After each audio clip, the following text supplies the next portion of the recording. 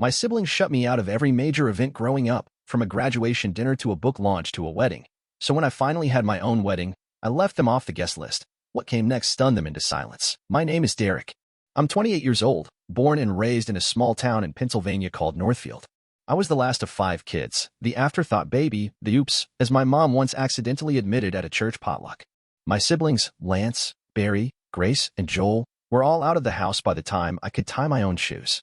By the time I was forming memories, they were forming families, careers, and adult identities. That's how I grew up, watching them from a distance like they were movie stars, and I was the kid watching through a smudged theater window. In a way, they were legends to me. Lance, the serious one, was going to be a lawyer. Barry was always laughing and charming and could fix anything with duct tape and charm. Grace wrote poems and painted and had this artsy calmness about her. Joel was into sports, all muscles and grins and loud confidence.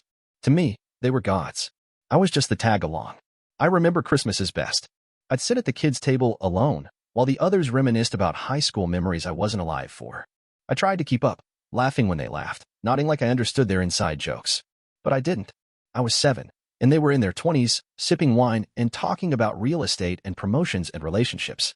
I'd look at Mom sometimes, silently asking to be included, but she'd just pat my hand and tell me to let them talk. It wasn't just the holidays. It was everything. If Barry was going on a fishing trip with Joel, I wasn't invited. If Grace had a gallery opening, I'd find out from a picture Mom had on the fridge after the fact. I got used to hearing the phrase, "It's just for adults." I started repeating it to myself like a prayer. It's just for adults. It's just for adults. One time, I asked Grace if I could come with her to a reading she was doing at a bookstore in Philly. I was 9. I had written a story in my notebook about a talking train, and I wanted her to read it. She smiled gently and said, "That's sweet, but it's not really for kids." I nodded, said I understood, and then ripped the story out of my notebook when I got home and threw it away. The strange thing is, I never stopped loving them. I just loved them with a kind of hunger, like a stray dog hoping someone might finally offer him a seat at the table instead of scraps on the floor. I tried so hard to be what they needed, to be likable, helpful, easy. If they ever looked my way, I beamed. If they needed space, I vanished. Looking back, I don't think they were cruel on purpose. They just never looked down, never noticed the little brother left behind. But I noticed them, and I waited. I was 11 when Lance graduated from law school. It was the biggest event in our family in years. Everyone was buzzing about it. My parents, my aunts and uncles, even Joel, who usually didn't care about anything that didn't involve sports or his own reflection. I still remember the excitement I felt when Mom came home holding a glossy invitation to Lance's graduation dinner. It was at some fancy steakhouse in Philadelphia, the kind of place where the waiters wore gloves and nobody yelled when you spilled your water. I had never been to a real restaurant like that before. Most of our meals out were at diners or pizza joints. But this was grown-up stuff.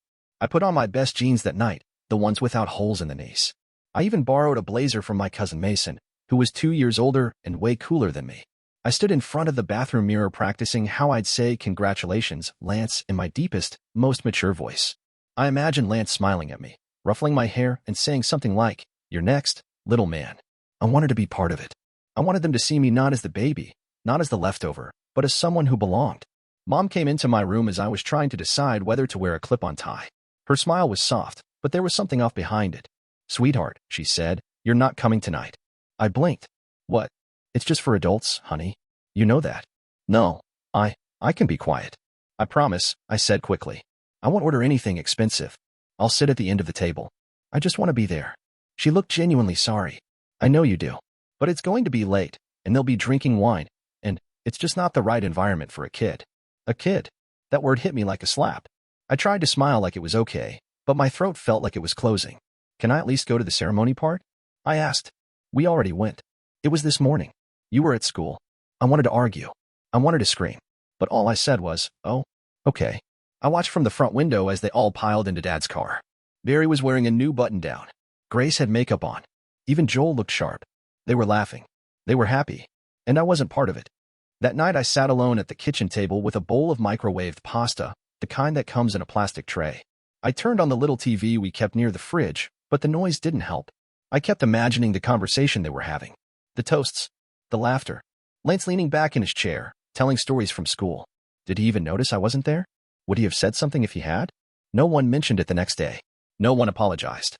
Lance stopped by to pick up his dry cleaning, gave me a quick, "Hey, buddy," and that was it. Like I hadn't spent the night sitting in silence, wishing I could have been part of something that was supposed to be family. I learned something important that night. In my family, affection came with age, with credentials, with suits and wine and adult environments.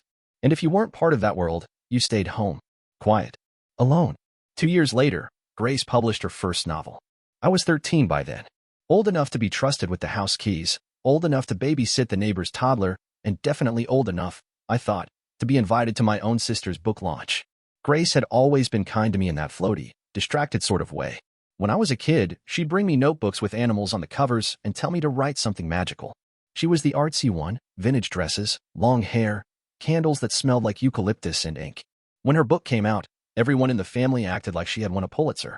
My parents bought 10 copies. Joel posted a blurry picture of the cover with a caption like, "Proud of my sis." Even Lance, who usually rolled his eyes at anything creative, said he was impressed. I was proud too. Genuinely. I'd snuck into Mom's room and read the first few pages of the advance copy. I didn't understand everything, but her name looked so cool in print. I told all my friends about it. The launch party was being held at an art gallery downtown, one of those places with exposed brick and bad lighting where people drank things with lavender in them. I knew I wasn't exactly the ideal guest, but I thought maybe this time would be different. I had grown up a little. My voice had dropped. I could hold a conversation without stuttering. And most of all, I had learned to dress the part. I wore khakis, a black button-down, and shoes that weren't sneakers. I even combed my hair. So when I asked Grace what time I should be ready, I wasn't expecting her face to twist like I'd said something awkward. "Oh," she said, "I didn't think you'd want to come. It's mostly adults. Kind of a literary thing." "I want to be there," I said. "I read some of it. It's really good." She smiled, but it didn't reach her eyes. "That's sweet, Derek, really. But it's going to be kind of boring for you. And honestly, it's not really for kids." "I'm not a kid," I said.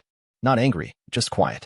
"You'll understand when you're older," she said, her voice going soft like she was explaining the world to a toddler. Later that night, I sat on the porch with the copy of her book on my lap, unopened. Through the window, I could hear my parents getting ready. Mom was digging through the closet for her gallery-appropriate scarf. Dad was telling Joel to wear nicer shoes. No one asked if I was okay. I didn't cry. I didn't argue. I just sat there and decided something. I wouldn't ask again. If they wanted me invisible, I'd disappear. I wouldn't beg for a place I was never offered. Not from Grace. Not from any of them. I closed the book, walked back inside, and slid it under my bed. Out of sight. Just like me. I was 16 when it finally broke me. Barry was retiring early. Something about smart investments, a generous pension, and getting out before corporate eats your soul, as he put it to my dad one night over beers. He was only 47. My parents threw him a party in the backyard. Barbecue, music, fold-out chairs, and trays of food from the Italian place on Maple. Everyone was invited. Everyone except me. I found out about it by accident. I was in the hallway upstairs, passing by Mom's room, when I overheard her on the phone with Aunt Jean. "Yes, bring the twins. They'll love it. We've got lawn games, and Barry rented a karaoke machine. Oh, and I think Joel's bringing cornhole." I stopped walking. Twins. As in my cousins, 9 years old. Younger than me by half a lifetime. I waited until she hung up, then walked in. "Hey," I said, keeping my tone casual. "When's Barry's party?" She looked at me, surprised, like she hadn't even considered I might want to know. "It's this Saturday." "Oh." I paused. "Can I help set up?" She hesitated. "It's kind of, mostly his work friends and the older crowd. I think it's just not really your scene. But you just said Aunt Jean's bringing the twins. They're different, Derek. They're still little. They'll just be playing. So why can't I just be there?" She gave me that same rehearsed smile I'd seen since I was a kid. The one that said she felt bad but not enough to change anything. "Barry didn't think you'd be interested. Did you ask him?" I asked. Her face stiffened. "Don't make this a thing." That was all it took. All the years of exclusion, the 1,000 tiny ways I had been told I didn't belong, they crashed down in one hot, dizzying moment. I marched out of the room and went straight to Barry's house. He lived 20 minutes away. I biked it in 12, pedaling like my life depended on it. He opened the door holding a beer, wearing flip-flops and a shirt that said Grill Sergeant. "Hey, kiddo. What's up? You having a party?" I asked, my chest heaving. He blinked.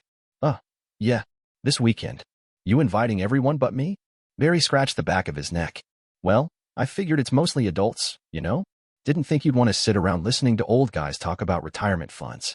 "I'm 16, not 6, I said, my voice rising. "You invited 9-year-olds. He looked uncomfortable. "They're kids. They'll be playing in the yard. It's different." "No, it's not," I snapped. "It's just another excuse." "Don't talk to me like that," he warned. "Then stop treating me like I don't exist." I turned and left before he could say anything else. When I got home, I told Mom and Dad everything. I was angry, shaking, yelling, finally saying out loud what I'd bottled up for years. I told them how it felt to be left out, how it felt to be forgotten. Dad called it teen moodiness. Mom said I needed to calm down. When I didn't, they grounded me for disrespect. That was when something in me shut off. I had spent 16 years trying to earn their attention, trying to be good enough, old enough, quiet enough. And they still didn't see me. So I stopped trying. I was done chasing a family that couldn't be bothered to turn around. By the time Joel got engaged, I was 18 and numb to most things involving my siblings. I didn't expect invitations anymore. I didn't even check in with Mom to see what the latest family plans were. If something mattered, I figured I'd hear about it secondhand, or not at all. I found out about Joel's bachelor party the way most people hear about things now, social media. Someone had posted a blurry photo of a rooftop bar in Atlantic City, a bunch of guys surrounding Joel with drinks raised high, arms slung over shoulders, mouths wide with laughter. Joel was in the center, wearing a sash that said Groomzilla. I recognized some of the guys from old family photos. And I recognized two of our cousins. One of them was 17. The other had just turned 18 last month. I stared at the photo for a long time, longer than I'd like to admit. Then I closed the app. I didn't cry. I didn't rage. I didn't even ask why I wasn't invited. I already knew. They didn't see me as part of them. Not Joel. Not Barry. Not Grace. Not Lance. I was something else. A leftover. A relic from the second round of parenting that no one had really wanted. The next day, I found out through another post that Joel's wedding had already happened. A quiet ceremony upstate. Beautiful photos. Big grins. Not a single mention of me. I sent him a message. Hey, congrats. You looked happy. Wishing you both the best. That was it. No bitterness. No sarcasm. Just the polite kind of message you send to someone you went to high school with, not the brother who once let you ride on his shoulders during 4th of July fireworks. He didn't reply. I deleted the app later that night. Not in a dramatic way. Just one quiet tap after another. My parents tried to make it sound like no big deal. Joel just wanted something small, Mom said over dinner. You know how private he is. Sure, I replied. Totally. Inside, I felt nothing. That scared me a little. But also, it felt like relief. I stopped asking where they were going. I stopped checking birthdays, anniversaries, book launches, retirement parties. I stopped pretending I belonged in a family that had made it so clear I didn't.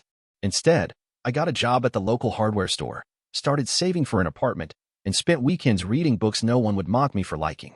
I began building something I could own, even if it was small. It wasn't that I stopped caring. I just finally accepted the truth. I wasn't part of them, and I never would be. I met Isabel when I was 23. She came into the hardware store one afternoon looking for specialty screws for a reclaimed wood project.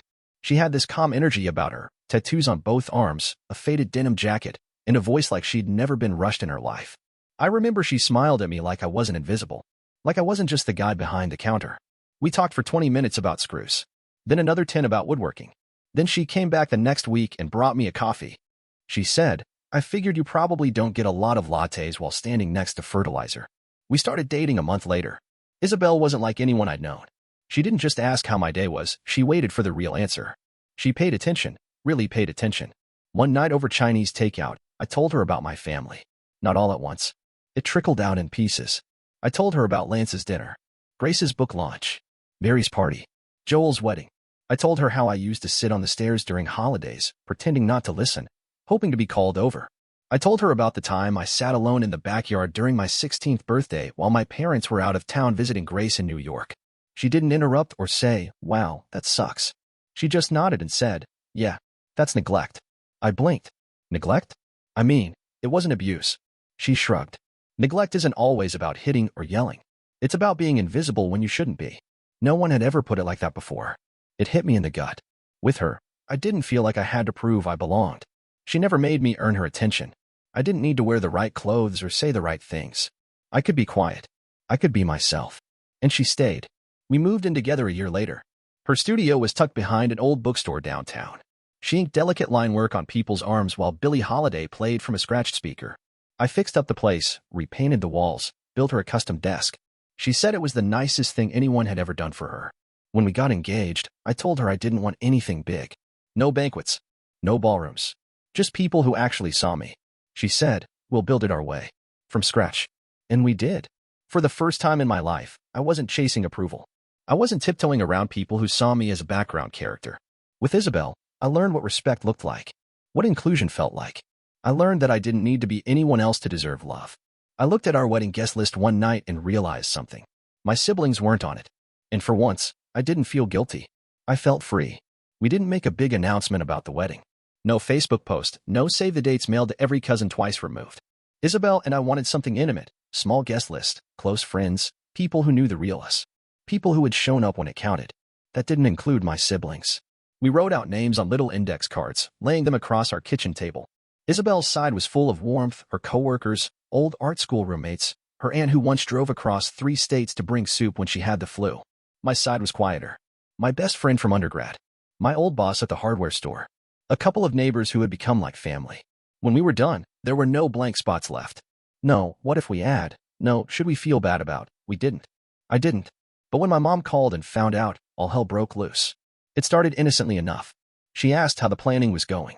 I told her it was shaping up to be something beautiful. Then she asked when we were sending out invites for Lance, Barry, Grace, and Joel. I said, they're not invited. There was a long pause. I'm sorry. What? They're not on the list. Her voice shifted immediately. Sweet tone gone, replaced by something sharper. Derek, that's not funny. I'm not joking. You can't be serious. They're your siblings. They didn't invite me to a single event that mattered. Not once. Oh, come on, she snapped. You were young back then. You don't understand how complicated adult events can be. I'm 28, Mom. I understand plenty. That's when the family group chat exploded. It was like someone had dropped a grenade. Message after message. Lance, grow up. Derek. This is petty. Grace, you'll regret this when you have your own kids. Joel, family isn't a party invite. It's bigger than that. Barry, guess we know who the real drama queen is now. Not one of them asked why. Not one of them said, I'm sorry we made you feel this way. They just reacted like I had committed some kind of betrayal. Like my silence all those years was the price I was supposed to keep paying forever. I didn't reply. Not once.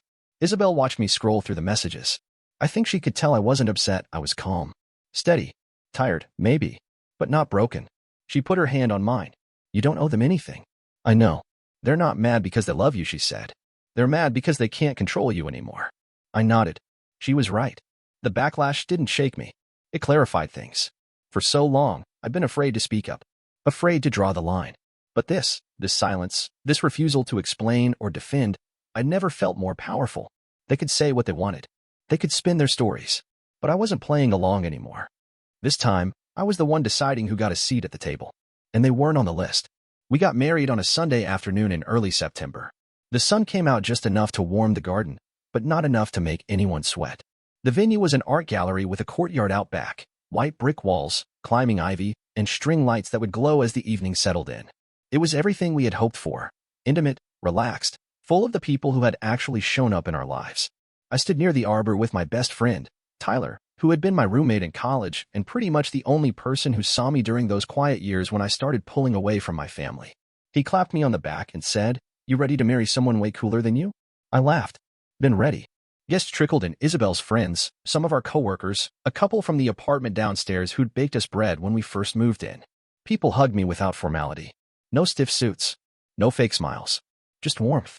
When Isabel walked down the aisle, barefoot and beaming, with little flowers tucked into her braid, I felt something shift. Like all the old, heavy weight I'd been carrying finally rolled off my shoulders. She reached me and whispered, "You're shaking." I just realized this is real. I whispered back. This is happening. The ceremony was short and personal. A friend of Isabel's officiated, and instead of reading vows off a phone screen or a folded-up paper, we spoke from memory. I told her she made me feel like I existed, like I mattered without having to prove anything. She said I was the most honest person she'd ever met, even when I was scared. Especially when I was scared. There wasn't a dry eye in the courtyard. At the reception, we served tacos from a food truck and had a playlist instead of a DJ. Everyone danced like nobody was watching because no one was judging. Isabel's nieces took turns handing out tiny Polaroid cameras. People taped their pictures into a big guest book we left on a table with markers and stickers. Near the end of the night, Tyler raised a glass for his toast. "I've known Derek a long time," he said, his voice steady but emotional. "And if there's one thing I've seen him do over and over again, it's wait." He waited for people to notice him. Waited for space that was never offered. Waited for someone to see him fully. Today, he stopped waiting. Today, he drew the line and finally got to be seen. I felt my throat tighten. Isabel squeezed my hand under the table. Later, during our final slow dance, she leaned in and whispered, "This feels like a different life." It is. I whispered back. We swayed there under the lights, just the two of us, even though the room was full. And in that moment, I looked around, not at who was missing, but at who was there. People who laughed with us, who hugged us without hesitation, who knew our story and still showed up with both feet in. I thought about all the chairs that hadn't been filled by my siblings.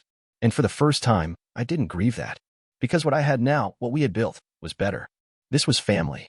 The kind that chose me back. The silence didn't last long. 3 days after the wedding, I got a text from Barry. No greeting, no congratulations. Just, saw pics.